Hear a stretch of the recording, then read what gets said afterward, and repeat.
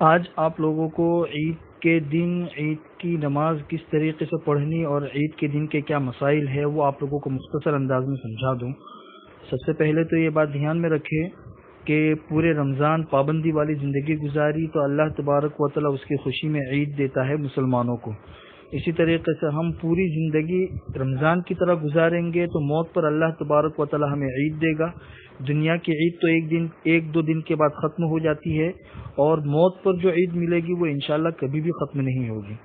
اور یہ عیدین جو مسلمانوں کو ملے ہیں یہ حضور اکرم صلی اللہ علیہ وسلم نے مدینہ منورہ کے اندر دی ہے۔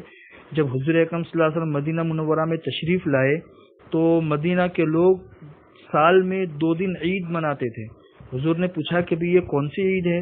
بولا یہ ہم زمانے جاہلیت سے مناتے ہیں، اس میں خوشی کا اہتمام کرتے ہیں۔ تو حضور اکرم صلی اللہ علیہ وسلم نے ارشاد فرمایا کہ اب جاہلیت کی ساری رسمیں ختم ہو چکی ہے، اللہ تبارک و تعالیٰ تمہیں جاہلیت کے ان 2 دنوں کے مقابلے میں اسلام کی 2 عیدیں دیتا ہے۔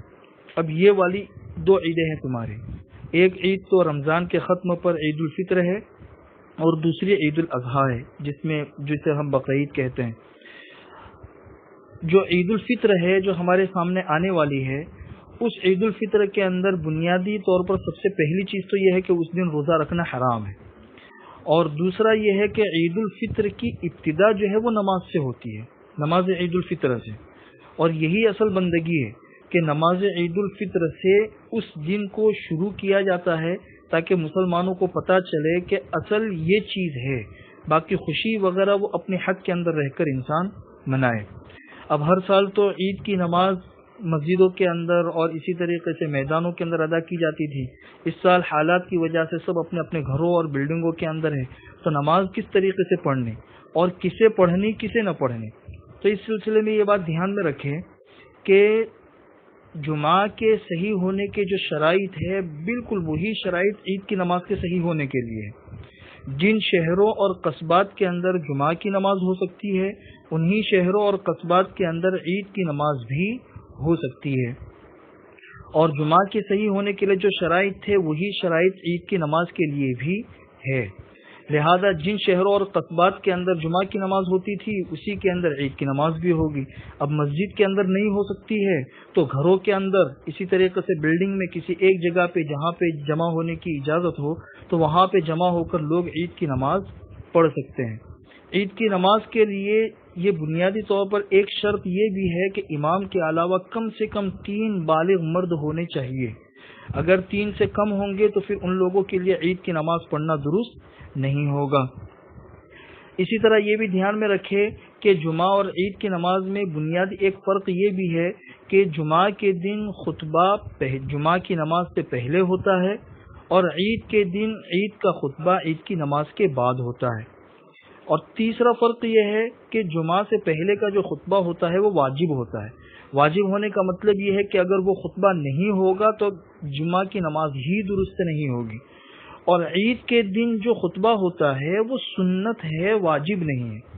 سنت ہونے کا مطلب یہ ہے کہ اگر تمہارے پاس خطبہ نہیں ہے، ویسے واٹس ایپ پہ والد صاحب کی طرف سے ایک مختصر سا خطبہ بھجوا دیا گیا ہے، وہ لوگ اپنے اپنے پاس میں رکھے، اس کو دیکھ کر ہم خطبہ دے سکتے ہیں۔ لیکن اگر کسی کو عربی پڑھنا بھی نہیں آتا ہے اور خطبہ دینے کی گنجائش نہیں ہے تو خطبے کے بغیر بھی نماز درست ہو جائے گی، اس لیے کہ خطبہ سنت ہے۔ لیکن سنت کا یہ مطلب نہیں کہ سنت کو چھوڑ دیا جائے، اہتمام کرے۔ یہ اس وقت ہے جب کہ خطبہ پڑھنے والا بھی کوئی نہ ہو۔ دوسری بات یہ دھیان میں رکھے کہ عید کی نماز کا جو وقت شروع ہوتا ہے یہ صبح سورج کے نکلنے کے 15 منٹ کے بعد شروع ہوتا ہے اور زوال تک رہتا ہے۔ اس بیچ میں عید کی نماز ہمیں پڑھنی ہے۔ ایک مسئلہ اس دن کا یہ بھی دھیان میں رکھے کہ عید کے دن سورج نکلنے کے بعد عید کی نماز سے پہلے کوئی بھی نفل پڑھنا جائز نہیں ہے۔ کوئی سوچے کہ پہلے ہم اشراق کی نماز پڑھ لیتے ہیں پھر اس کے بعد عید کی نماز پڑھے، ایسا نہیں ہے۔ چاہے عورتیں ہو چاہے مرد ہو، پہلے عید کی نماز ہوگی پھر اس کے بعد جو نماز پڑھنی ہو وہ پڑھے۔ عید کی نماز ویسے تو صرف مردوں پر واجب ہے، لیکن اگر گھروں میں نماز ہو رہی ہے اس میں عورتیں بھی اگر شریک ہو گئی تو کوئی حرج نہیں ہے۔ اب عید کی نماز کا مختصر سا طریقہ آپ لوگوں کو سمجھا دوں، کیونکہ عام طور پر یہ طریقہ سال میں 2 مرتبہ آتی ہے یہ عید، تو لوگوں کو اس کا طریقہ پتہ نہیں ہوتا ہے یا دھیان سے نکل جاتا ہے۔ تو عید کی نماز پڑھنے کا طریقہ یہ ہے کہ سب سے پہلے تو ہم نیت کریں گے. جس طرح عام نمازوں کے اندر اذان ہوتی ہے، اقامت ہوتی ہے، تو عید کی نماز کے لیے اذان کی بھی ضرورت نہیں ہے اور اقامت کی بھی ضرورت نہیں ہے. اذان بھی نہیں، اقامت بھی نہیں. جب نماز شروع ہوگی تو نماز شروع ہونے کے وقت میں امام یہ نیت کرے گا کہ میں عید الفطر کی نماز 6 واجب زائد تکبیروں کے ساتھ پڑھا رہا ہوں، اور مقتدی یہ نیت کریں گے کہ ہم اس امام کے پیچھے عید الفطر کی نماز 6 واجب زائد تکبیروں کے ساتھ میں پڑھ رہے ہیں. بس یہ نیت ہو گئی. پھر اس کے بعد نماز شروع ہوگی. نماز اس طریقے سے شروع ہوگی کہ عام طور پر جس طریقے سے تکبیر تحریمہ کے لیے کان تک ہاتھ اٹھاتے ہیں پھر اس کے بعد باندھ لیتے ہیں، تو اسی طریقے سے پہلی تکبیر کہی جائے گی، ہاتھ باندھ لیے جائیں گے، اس میں ثنا پڑھی جائے گی. ثنا پڑھنے کے بعد پھر 3 زائد تکبیریں. زائد تکبیریں اس طریقے سے ہوگی کہ کان تک ہاتھ لے کر جائیں گے، اللہ اکبر، اور ہاتھ چھوڑ دیں گے. تھوڑی دیر کھڑے رہو، 3 مرتبہ سبحان اللہ پڑھنے کے بقدر. پھر اس کے بعد پھر سے کان تک ہاتھ لے کے جاؤ اور ہاتھ کو چھوڑ دو. پھر تیسری مرتبہ اللہ اکبر کہتے ہوئے کان تک ہاتھ لے کے جاؤ اور ہاتھ کو باندھ دو. تو گویا کہ یہ 4 تکبیریں ہوئی. پہلی تکبیر اور چوتھی تکبیر میں کان تک ہاتھ لے جانے کے بعد ہاتھوں کو باندھ دینا ہے، اور بیچ کی 2 تکبیروں کے وقت میں کان تک ہاتھ لے کر ہاتھ کو چھوڑ دینا ہے. پھر جو امام ہوگا وہ سورہ فاتحہ پڑھے، مختصر سی سورت پڑھے، پھر اس کے بعد رکوع سجدہ، اور پھر اس کے بعد کھڑے ہوں گے. تو کھڑے ہونے کے بعد پہلے سورہ فاتحہ ہوگی، پھر سورت ہوگی، اور سورت کے بعد رکوع میں جانے سے پہلے یہاں پہ 3 زائد تکبیریں ہوگی. اس طریقے سے کہ کان تک پہلے ہاتھ لے کے جاؤ، اللہ اکبر، اور یہ کہہ کر ہاتھ چھوڑ دو. پھر دوسری مرتبہ اسی طرح کرو، کان تک ہاتھ لے کے جاؤ، ہاتھ چھوڑ دو. پھر تیسری مرتبہ اسی طرح کرو، کان تک ہاتھ لے جاؤ اور ہاتھ کو چھوڑ دو. پھر چوتھی مرتبہ جو تکبیر کہی جائے گی وہ رکوع کی تکبیر ہوگی. اس میں کان تک ہاتھ لے کے نہیں جانا ہے، کان تک ہاتھ لیے جائے بغیر سیدھا رکوع کے اندر چلے جانا ہے اللہ اکبر کہہ کے. یہ عید کی نماز ہو گئی. عام دنوں کے اندر تو چونکہ مجمع بڑا ہوتا ہے تو عید کی نماز میں اگر سجدہ سہو واجب کرنے والی کوئی چیز پیش آتی ہے تو خاص عید کی نماز کے اندر سجدہ سہو ثابت ہو جاتا ہے کہ سجدہ سہو نہ کرے تو بھی کوئی حرج نہیں.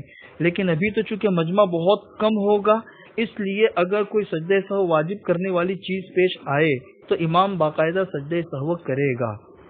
یہ عید کی نماز کا مختصر سا طریقہ آپ لوگوں کو بتا دیا. اب اگر ایسا ہے کہ بہت سی جگہیں ایسی ہوں گی جہاں پہ یہ شرائط نہیں پائی جا رہی ہوگی، مثلا گھر کے اندر جو ہے نا وہ عورتیں زیادہ ہے، مرد کم ہے، 3 سے زیادہ مرد نہیں ہے، یا کسی عذر کی وجہ سے کوئی شخص عید کی نماز نہیں پڑھ پا رہا ہے، تو پھر اس کا بدل بتایا گیا ہے کہ اس کا بدل یہ ہے کہ 2 رکعت یا 4 رکعت چاشت کی نیت سے پڑھ لے انفرادی طور پر. اور یہ چاشت کی نیت سے جو پڑھیں گے تو یہ جو 2 رکعت یا 4 رکعت ہے یہ واجب نہیں ہے، مستحب ہے. واجب نہیں ہے، مستحب ہے. اور یہ چونکہ عید الفطر کا مکمل طور پہ بدل بھی نہیں ہے، اس لیے ان 2 رکعتوں یا 4 رکعتوں کے اندر 6 زائد تکبیریں بھی نہیں ہوگی.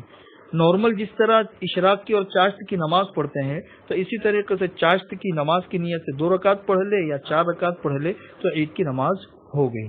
یہ بنیادی کچھ مسائل تھے، وہ آپ لوگوں کے سامنے بتا دیے.